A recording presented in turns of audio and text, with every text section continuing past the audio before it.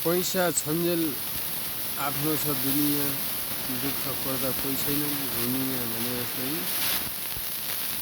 माल हुँदाखेरि सामान हुँदाखेरि आफूसँग सामान हुँदाखेरि अब यस्तै हो, रेड बजार पाउँदैन, माल निस्किन थाल्यो त अब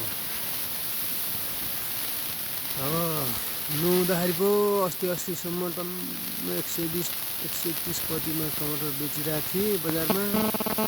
अब अहिले सर्लक्क बजार भाउ पनि घट्यो। यसरी टमाटरले पनि जुङ्गा देखाए। के गर्ने हजुर, दुखीको जहाँ हान्यो त्यही दुख्छ भन्थे हो रहेछ हजुर। यत्रो मेहनत गर्यो, दुःख गर्यो, जब मुखमा आउँछ नि, मुखभित्र पसेपछि ढुङ्गा लाग्ने क्या दुखीको। गाँसा ढुङ्गा लाग्दा दुखीको खान्छ अहिले। ठिक छ, हिम्मत हार्नु हुँदैन, बोट बचाउनु पर्छ, एक न एक दिन रेट पाउला भन्ने ढुक्क छ।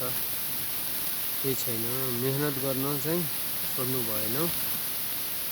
अरू त बजार भाउ त्यस्तै हो, कहिले तल कहिले माथि।